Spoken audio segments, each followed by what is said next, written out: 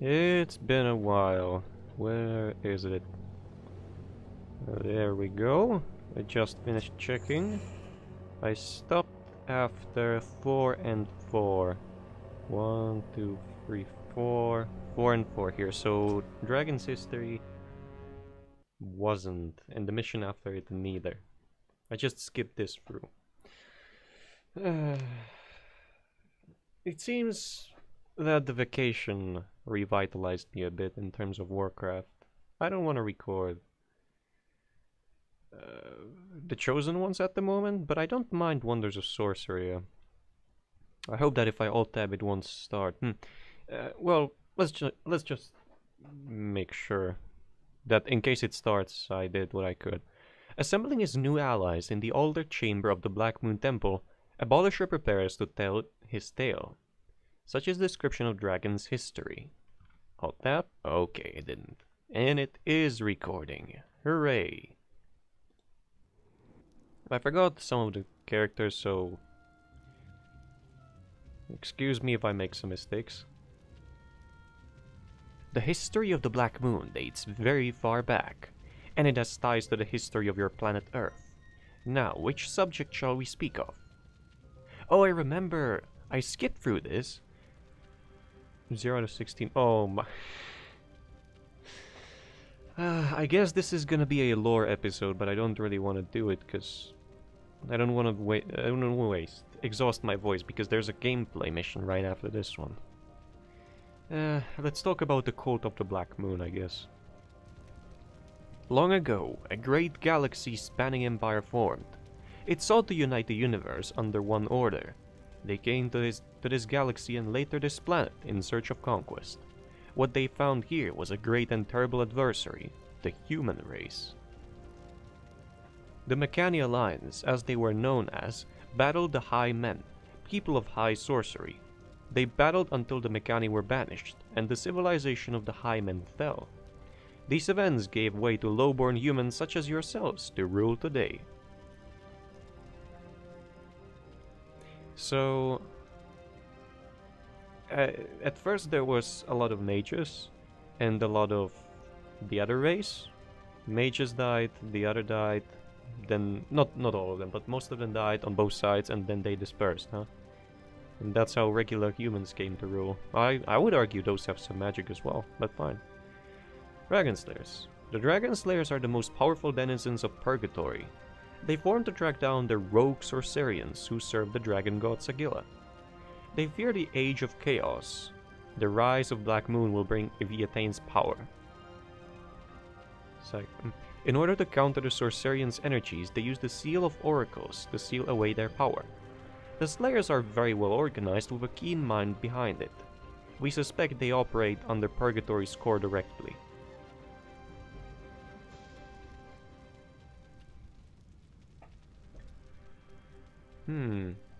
Oh, so if you go through one, it unlocks another. Okay, let's talk about Zande witches. You already know much of the Zande. Their goddess was a Sorcerian who long since left this world. Their society is such that a Purgatory can easily manipulate their will to its own. In essence, they are Purgatory's strongest supporters and our greatest enemies. We waged war with the Zande for countless generations with no end in sight. Attrition cannot be achieved because the Zande numbers replenish quickly. How is that so? I wonder. We originally developed the Seal of Oracles in order to defeat the Sorcerians. It warps their creative energy and transforms their dreams into their innermost fears, forbidden desires, and things that they would otherwise like to keep hidden. Purgatory's core usurped this power and uses it against you because you are its enemies.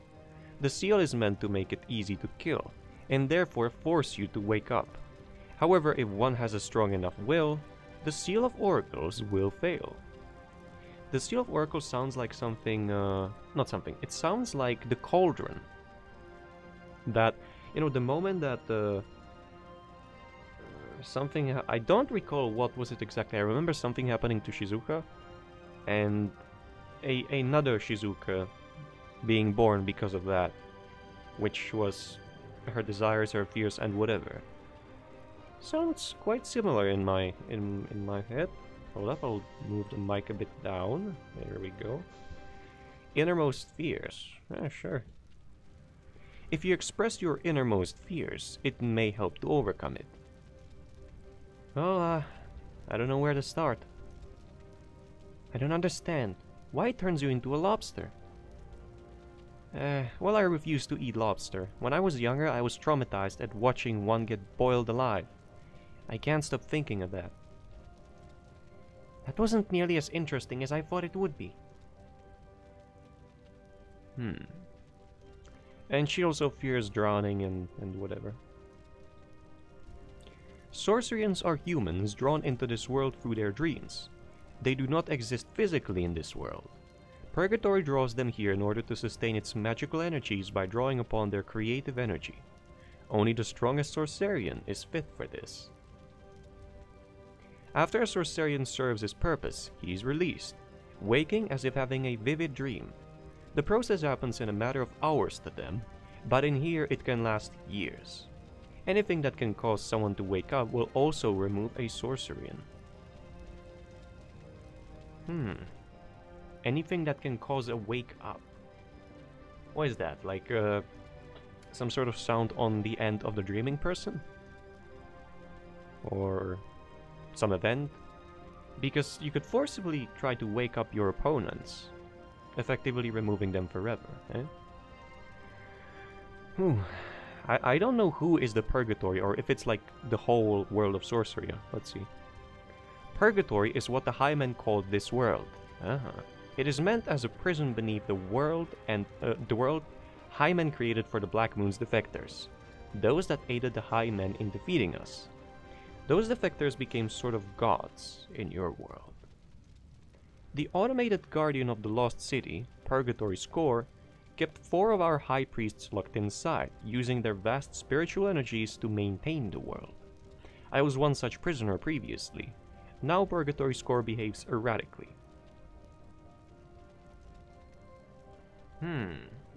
So this is a world that runs on dreams. And there's there's the strongest dreamer who's giving all of this a sort of a direction. And he's guarded by a guardian which is so strong because he has very strong dreamers locked inside. Let's listen some more. Dreamers are the most powerful of Sorcerians. Their creative energy is so great they can shape this world to their will using residual creative energies, such as the cauldrons. They are key to Purgatory's success as a prison world. However, we believe they will be Purgatory's undoing. If it were to happen that we had one such individual on our side, we could break the rules of the prison and challenge Purgatory's core directly. We will have a chance to achieve our goals. Dreamers, so hold up. There's 2 types of Sorcerians, a regular and then a dreamer. So, a regular only has a purpose, and after that happens, he's either killed or something, right? Because if someone dies in this world, they wake up. They don't really die, they just die in this world. So I imagine Hikaru is a dreamer, because dreamers have the power to warp this world to their will, but Hikaru isn't really that powerful, is he? I mean, maybe he is, but The Jin dynasty is the longest-lived society spawned from the Sorcerians. The first emperor, a Sorcerian, created a lasting power here, and his sword was used as one of the 4 swords. Purgatory's core creates new civilizations in this world in order to prevent the Black Moon from rising to power. However, only the strongest of these civilizations survive, so one cannot be too concerned when one is wiped out. It happens frequently. Jin survives because there are many people who share the same dream. Oh. Yeah, I remember something of the Jin Empire, and that it's the longest lasting one for like how long was it? 900, 1200 years? So like I guess the Jin Empire draws together people who like honor and things. Hmm. It would from what the abolisher just said, it would seem that people of similar dreams are banded into kingdoms and such. Oh, dreams doesn't mean they are like that in reality. So people that dream of honorable things and such, they'll appear in the Jin dynasty, I guess, right? The lost city, as some would call it, is Sorceria. It is where the core of this world is housed. The city was run by the 4 high priests, who control 4 districts of the city, and the director, who watches over the central hub. The administrators are prisoners of the city. Sorcerians travel to the city under the guidance of the 4 swords, which must be returned to each district. Once the swords are set, the way to the core is opened. After every cycle, the 4 swords are returned to the outside world for the process to begin anew. Well, and what is the purpose of them getting to the core? Like, you can challenge it, and then what? If you kill it, what happens? It's left guardianless, but it still cannot be opened without swords. Or do you, like, proceed to kill the biggest dreamer? I don't... Or what do you do in the core? Those are my questions. Free... Oh yeah, I hope I can ask all of those. Each sword is a fabrication, a magical recreation of a weapon that came to notoriety in Purgatory. The original Guarantean is lost to us, but exists in this world. The other 3 were born in this world. The Sorcerians destined to the core always carry these. Once inside the core, the strongest of the Sorcerians will lend his or her creative energies to Purgatory's core to restore its power for another generation. However, as of late, Purgatory's core has done more than that and has begun actively killing them. What? Holy! So if someone gets there, they lend, they do not give it away, they don't lose it. They just lend the power for the core to run, in order so for this world to exist. And the core then kills them? That is pretty deceitful. Sagila, the Lord of the Black Moon, you, Shizuka, are his earthly vessel. When we were banished here, he was cursed with eternal undeath, his soul splintered. You, we believe, contain the remaining missing essence of our great lord's soul. There is also the fact, given your demeanor, whatever, you resemble an old comrade of ours, Selene, the high priestess who perished in the former wars. Selene, also known as Tsukihime, the Moon Princess, was Sagila's most favorite follower. Yeah, I screwed up some names there. I am Kufkulan, the Gravity Lord, one of the 6 high priests of the Black Moon. I, along with 3 other high priests, served as governor in one of the districts of Sorceria. I previously observed one of our numbers slain, which caused problems. Purgatory's core became erratic, so I devised a plan where I secured a reincarnation device. I allowed myself to be killed, fooling the core that I had died, and freeing myself. When that occurred, someone had to take my place, or the world crumbles. So the Black Moon wants the world to crumble? Meanwhile, the core's trying to keep it together, but keeps killing people in the process? Spawning civilizations to fight the Black Moon, and then having them vanish without a trace, just to be replaced by another? I can't seem to see the catch. Because, like, this world is very interesting. I imagine for someone caught in this world, they would want to get out. But from my perspective, the world is interesting and is worth keeping together. So I think there is a catch, and that's signaled by the fact that the core is killing the people who give it power. Well, give, quote unquote. They lend the power. The core kills the saviors of the very world it's trying to keep together. I don't... There's a catch, and I can't seem to grasp it. The Nerubians are a relatively recent arrival. Unlike most other civilizations, they were banished here from another world, Azeroth, having lost a great war on their own world. Their leader, Grand Vizier Corona, established a new kingdom in this world. Ironically, we became their allies. Their genetic memory does not allow them to forget the fact they lost their war to undead. But Arcadia's meddling allowed us to work past that old prejudice and appeal to General Skaldar's sense of honor.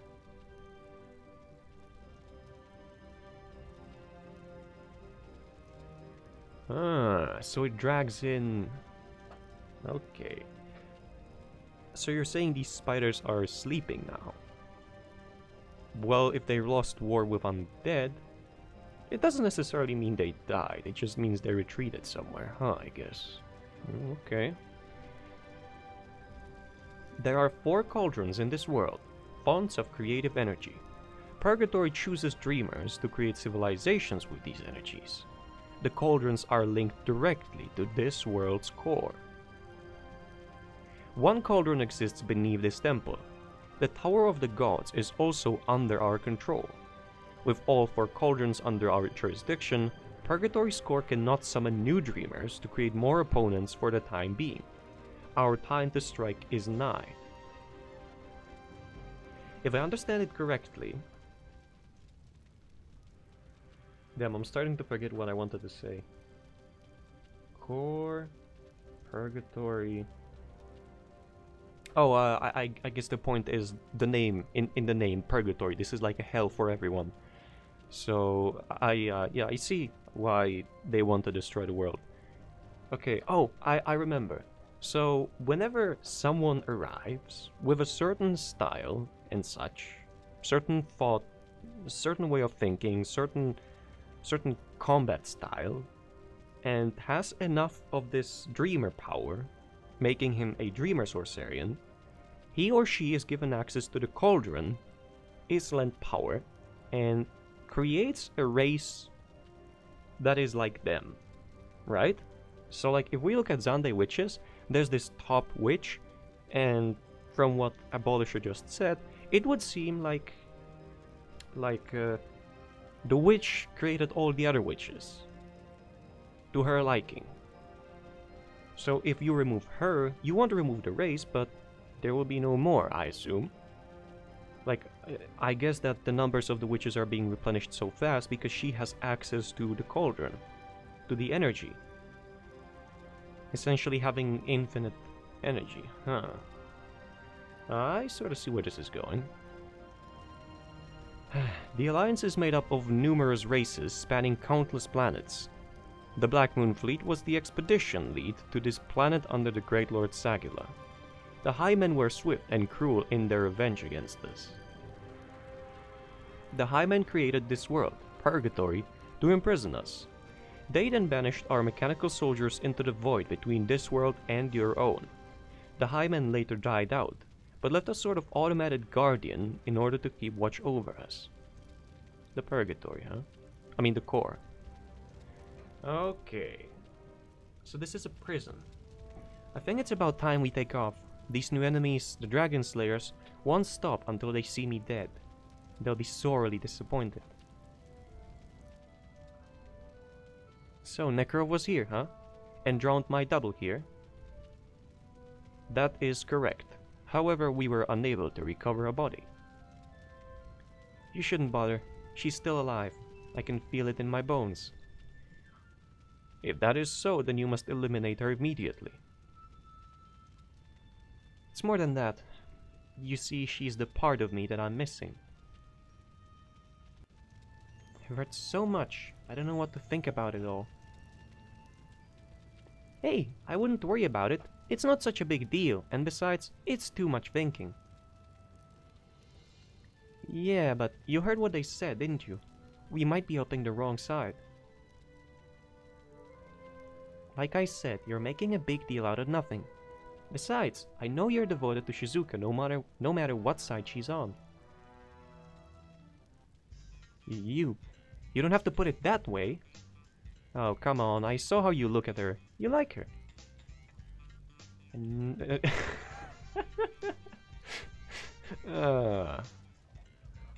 Monka S, what's going on? Well, off to the gameplay part, I guess.